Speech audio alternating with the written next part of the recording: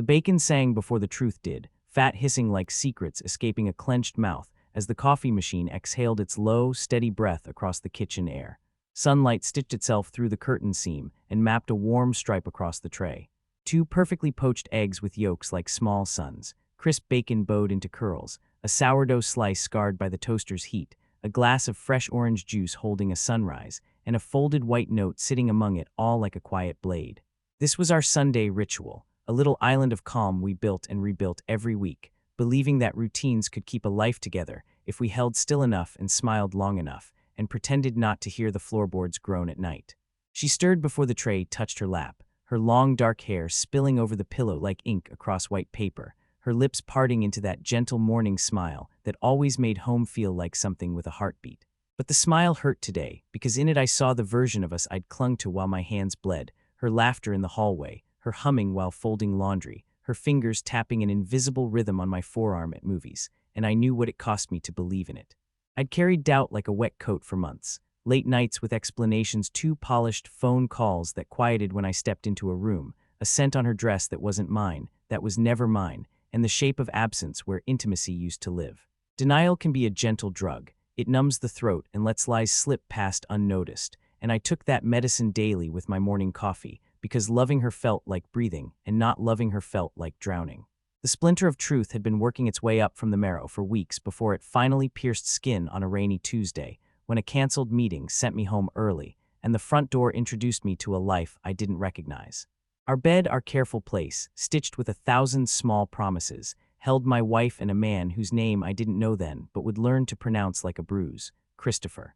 The sound that filled my head wasn't yelling or argument. It was the iron thud of my pulse in my ears, a black wave I rode backward down the hallway until the front door slammed in a voice I didn't know I had. I didn't confront them, not that day. I left with my hands shaking, with a mouth full of pennies, with grief that had claws and a spine. I needed time to let the wildness cool, to let pain ossify into purpose, to find a shape for my rage that had edges but wouldn't cut the wrong throats, her throat, my throat, the future's throat. So when Sunday came, I cooked breakfast like a faithful ghost and walked the tray to the bed like a pallbearer with a practiced step, because some ceremonies deserve their full dignity, even if they end in ruin. She reached for the fork, eyes sleep slow and soft, and I watched the muscles in her throat move when the first bite melted into her, a small sigh loosed like a secret from the day before we knew how easily happiness can be counterfeit. Then she found the note. Her fingers hesitated at the fold like a bird hovering before it lands, and when she opened it, the white page became a window and she stepped through into the cold. I know about you and Christopher. The color left her face in a rush, the fork clattered like a dropped lie on the tray, and her eyes searched the room for an answer that didn't exist, as if the plaster would tell her this was a misunderstanding and the curtains would swear to an alibi. She tried to speak, but a choked breath came first, and then her knees gave out under the thin weight of her guilt, and she toppled into the bed, jolting the tray until juice bled across the sheets and bacon snapped into halves like brittle bones. "Good morning, Ale," I said, Amelia, only reduced by the ash in my mouth, my voice flat, the edges dulled by 1,000 rehearsals, and none of them true enough to feel right when said aloud.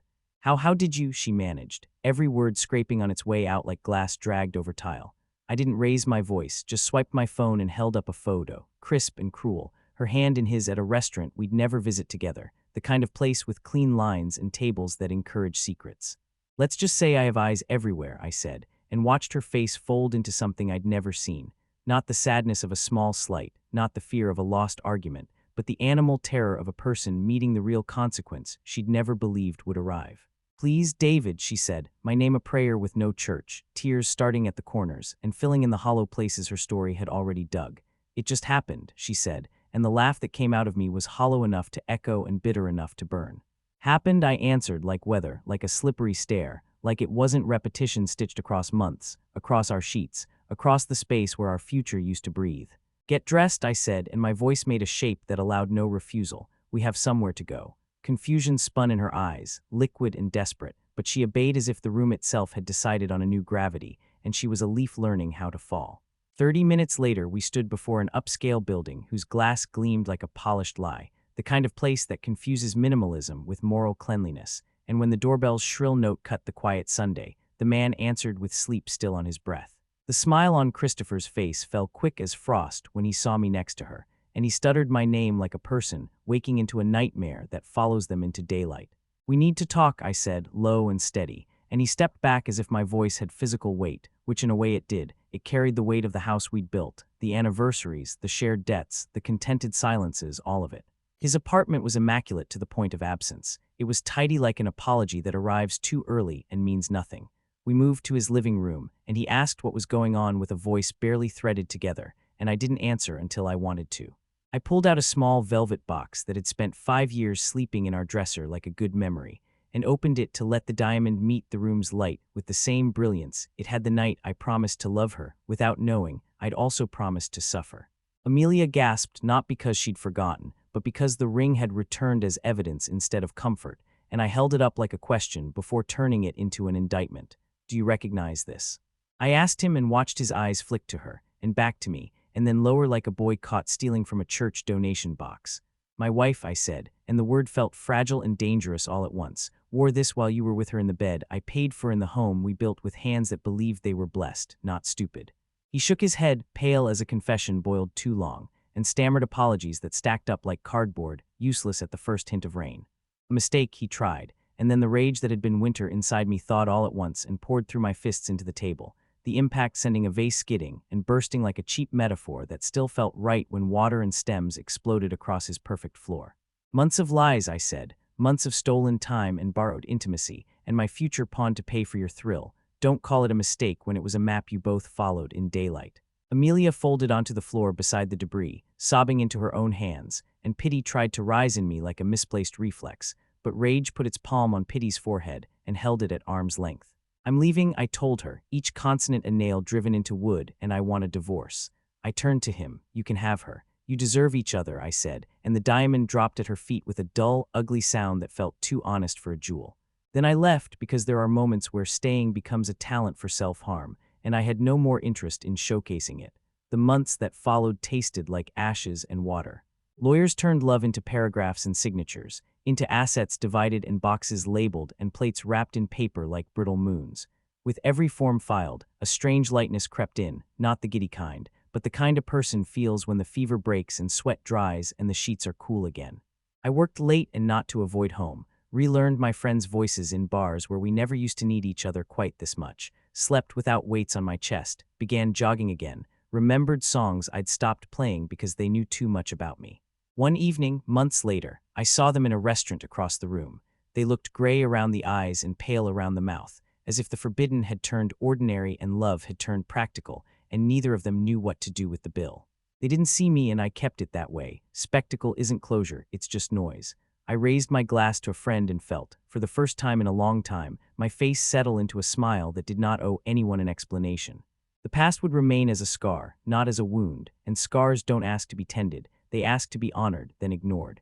Freedom, I realized, sometimes arrives disguised as loss, and it is the sweetest revenge because it refuses to play on the same field as betrayal.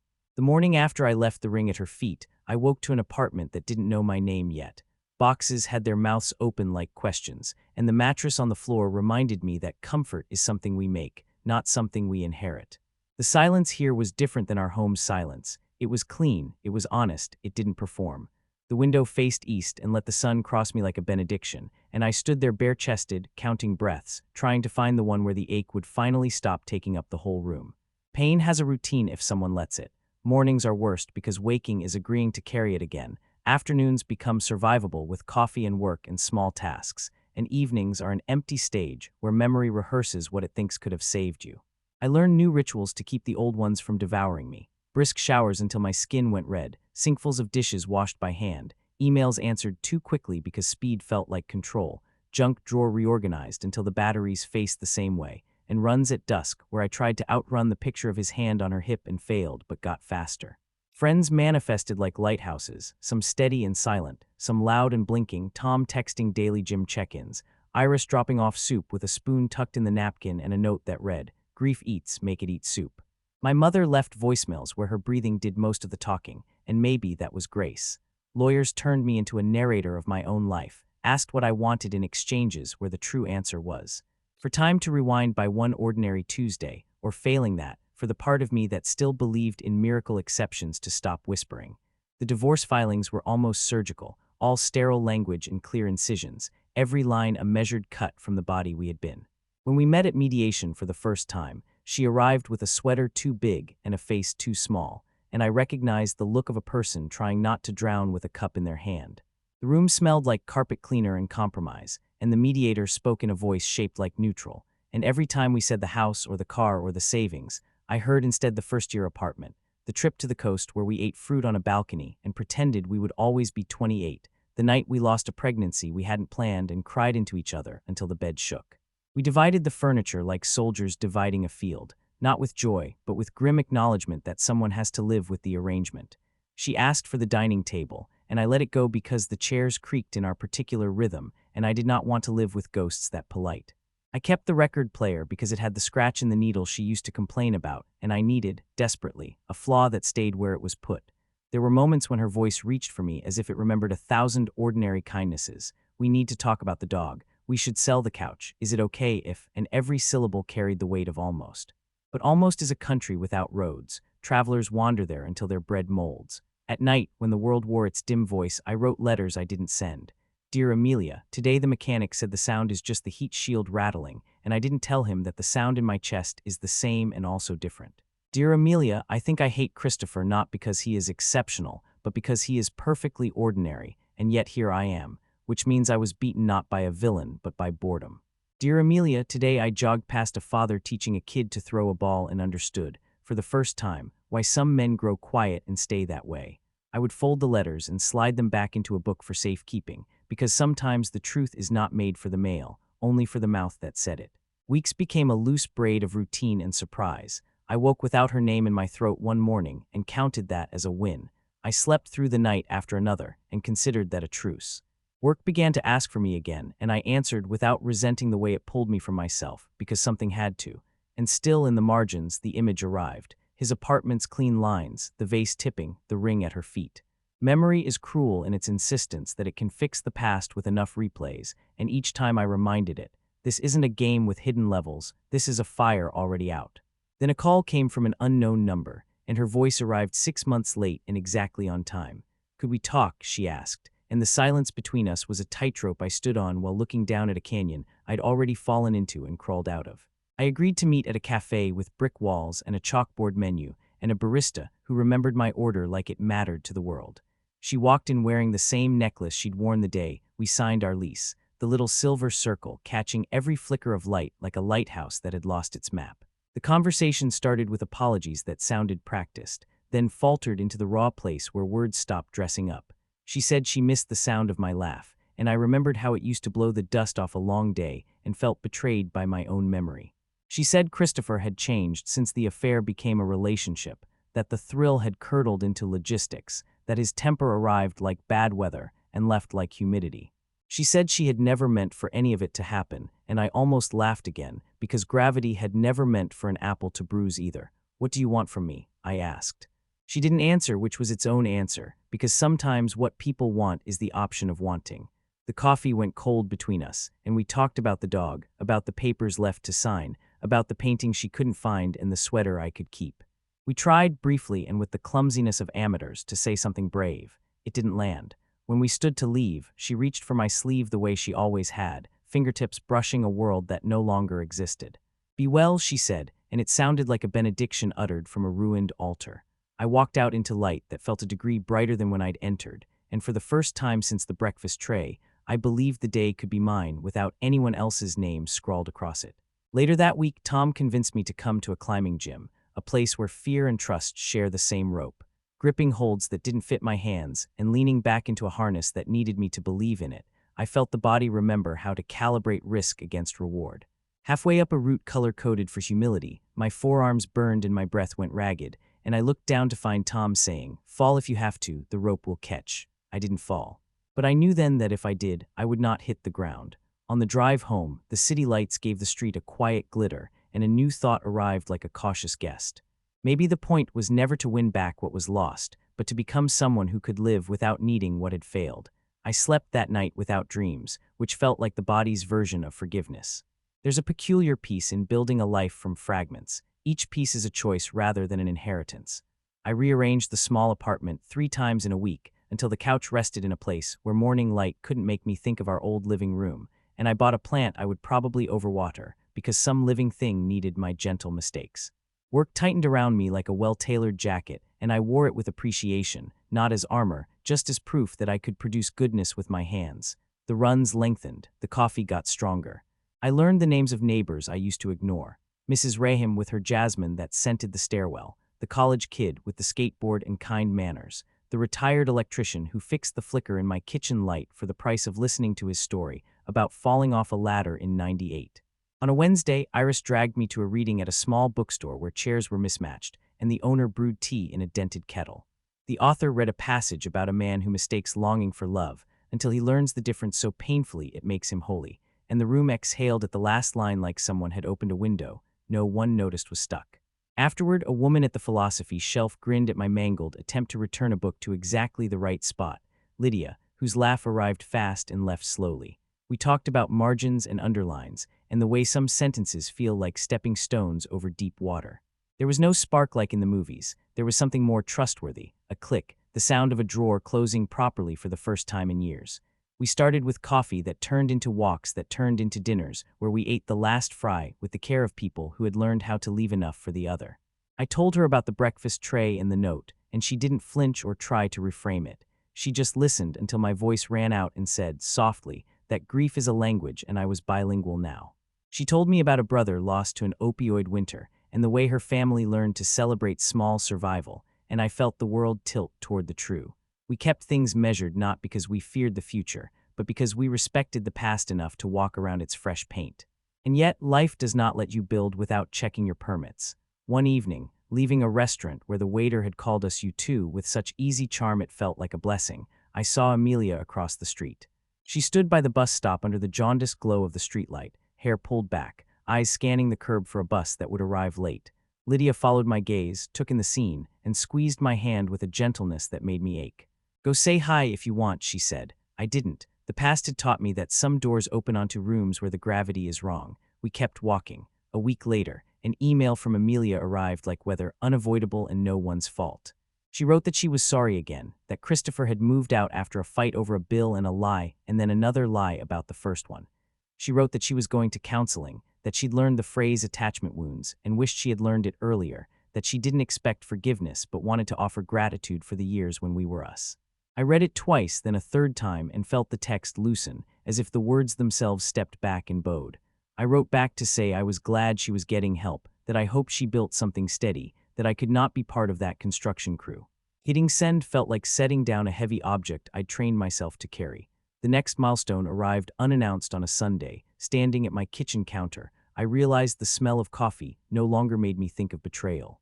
It just smelled like coffee. So I brewed a second pot and brought a mug to the window and watched the day pull itself on like a sweater, and the quiet didn't need an explanation. Lydia came over with a bag of oranges and asked if I'd ever tried making marmalade, and I said no, but I'd failed at things with higher stakes. We sliced peel into sunlit crescents and boiled sugar until it grew dangerous, talking about nothing important and everything essential. The friend who moved across the country for a stranger and stayed, the sound grief makes when it's almost done with you, the difference between endurance and avoidance. And then, because tension demands its due, the phone rang with a number that bent my name into an old shape. It was a lawyer's office informing me that Amelia wanted to revisit an item in the settlement, an oversight regarding a savings account opened in our second year. Oversight is an interesting word. It can mean we missed something, or we watched too closely and saw nothing. My chest tightened against a pressure that wasn't quite anger and wasn't quite fear, just the body remembering that paperwork can also be a battlefield. I called my attorney, who remained unruffled, who said this is common sense cleanup, who explained that such things happen and are solved. We scheduled a meeting. The night before the meeting, sleep dodged me with the agility of a cat. I lay awake tracing the ceiling's spiderweb cracks and cataloging old arguments I could have had better, and my mind, that tireless archivist of pain, tried to convince me that this meeting would unspool everything I'd managed to knit. At 3 a.m., I got up and opened the box of letters I never mailed, touched the edges of paper that held my most ungenerous truths, and realized that reading them no longer felt like returning to a crime scene. It felt like visiting a museum of a war I survived. I made tea and watched the steam rise in little drafts, and by the time dawn smudged the window, something in me had decided. Closure isn't a door slamming. It's a window opening an inch in a room that has forgotten how to breathe. We met at the same mediation office, with the same neutral art pretending it belonged to no one. Amelia was early, hands folded so tight her knuckles went white.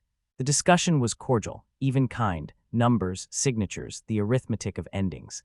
When it was over, she asked if she could say one more thing, and the mediator excused himself with the politeness of a man who has been in this movie before. She said she had kept the note, the white card from the breakfast tray, and that she read it sometimes to remind herself that secrets are only elegant before they are exposed. I told her I hoped, someday, her reminders didn't have to hurt to work. We stood, and there were no grand speeches, because redemption isn't theater and forgiveness isn't a monologue. We left through separate doors that led to the same street. Outside, the sky had that particular city gray that looks like it could do anything: rain, clear, hold. I walked to a coffee shop and ordered 2 pastries, texting Lydia. Emergency marmalade delivery, bring toast. When she arrived, we ate with our fingers and licked sugar from our thumbs with the joy of people who remember hunger and choose sweetness anyway. That night I slept and dreamed of nothing, and woke with the solid knowledge that dreams were no longer a battlefield either. News of the past finds its roots, it always does. A mutual friend, hesitant and well-meaning, mentioned over lunch that Christopher had run into trouble at work. Words like HR, conduct, and pattern quilted together in a way that told its own tired story. I didn't feel vindicated like a younger version of me might have. I felt tired for everyone involved, for the way hurt people, and then build scaffolds to admire the architecture of their excuses. The restaurant's sunlight made everyone look a little kinder than they were, and I wanted to keep it that way. One evening, the phone rang again, and it was Amelia, voice thinner, steadier. She said she had finished a course of therapy and that the therapist had asked her to do a difficult thing: make amends where appropriate, not to be forgiven, but to tell the truth in complete sentences. She asked if I would meet, and I said yes, because sometimes the bravest thing a person can do with their pain is not pass it on, and I wanted to see if that's what she was doing. We met at the park where we'd once watched fireworks bloom over the river like impatient flowers, and now, in daylight, geese argued in the water and children chased each other in shoes that lit up with each step. She brought the white note. It had creases now, the kind paper earns when it travels inside wallets too often. She held it in her lap as if it could still cut, and said she had come to understand that betrayal wasn't the night she chose him in a room. It was all the small nights before that, when she chose not to choose us.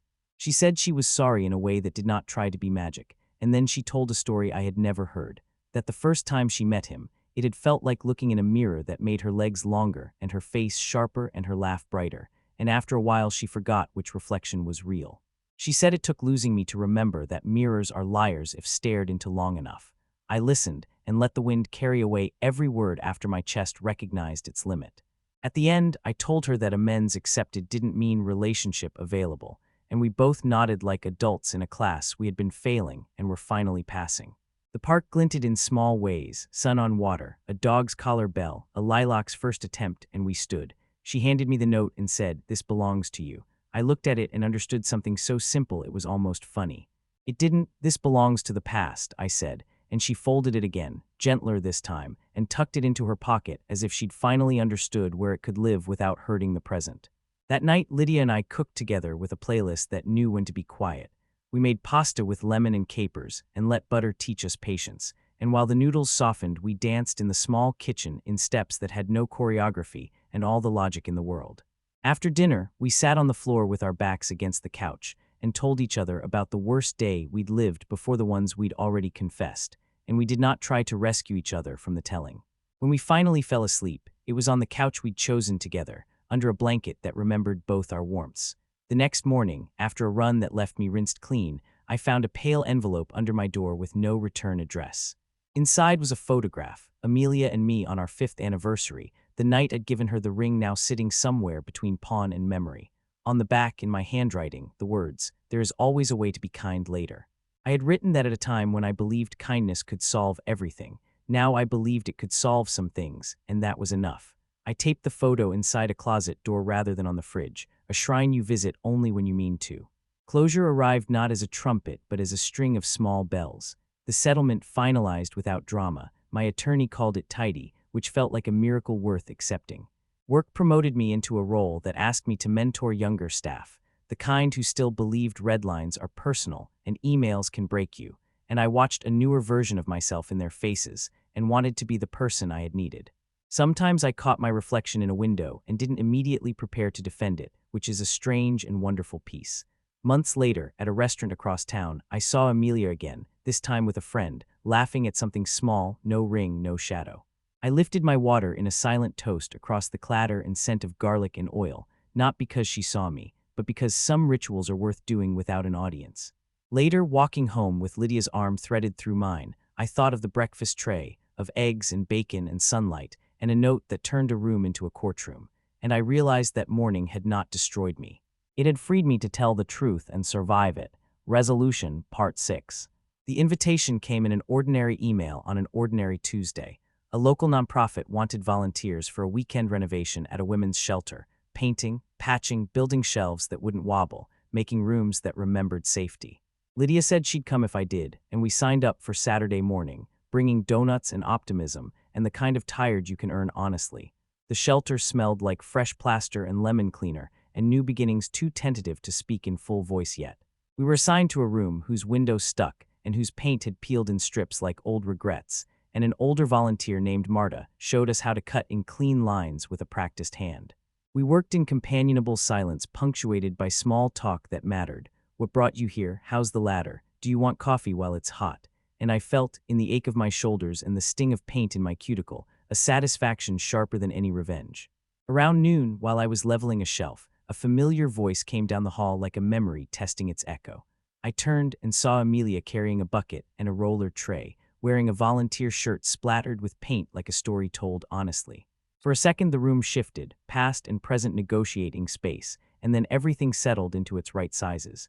She smiled, small and sincere, and said hi the way people do when their lives once touched edges and now run parallel.